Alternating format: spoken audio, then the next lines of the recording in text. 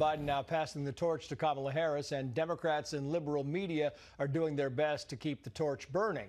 How much do we really know about the history of the current VP? Let's get back live now to Christina Coleman with a closer look at her background and political career. Christina. Hi, Trace. Yeah, a recap of her record here. Kamala Harris launched her prosecutor to politics career here in California. She was elected to serve as the DA of San Francisco in 2003 and in 2010 as California's Attorney General, and in 2016 she was elected to the U.S. Senate. As senator, GovTrack ranked her as the most politically left and least bipartisan Senate Democrat. She supported the Green New Deal and legalizing marijuana.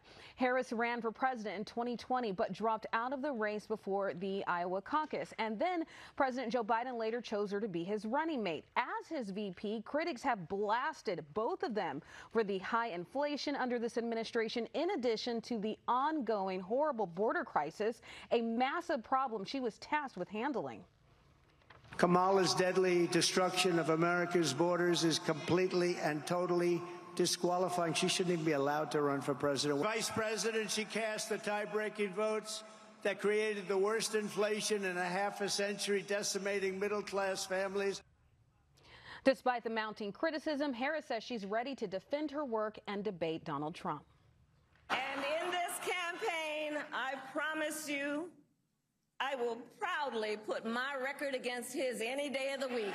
This campaign is not just about us versus Donald Trump. This campaign is about who we fight for. A new Emerson poll shows former President Donald Trump leading against Harris in 4 critical swing states: Arizona, Georgia, Michigan, and Pennsylvania, by close margins. Trace? Christina Coleman live for us here. Christina, thank you. Let's bring in Reform California Chairman Carl DeMaio and California GOP Delegate Roxanne Hogue. Thank you both. California Globe, to you first. Carl says, quote, writing here, California's image will be a weapon if Kamala Harris faces Donald Trump this year. It goes on to read, Trump will almost certainly claim that electing Harris would visit those California conditions on the nation as a whole, with illegal immigration perhaps being the most powerful potential issue in those decisive states. Good. Yeah, those of us in California know just how much of a disaster Kamala Harris is, how far left and extreme she is. For the rest of America, if you're wondering, you can do 2 things. You can do some research, or you can ask the Californian who fled this state and moved in down the street from you. Right. Why did you leave? What they will tell you is that Kamala Harris and her ideology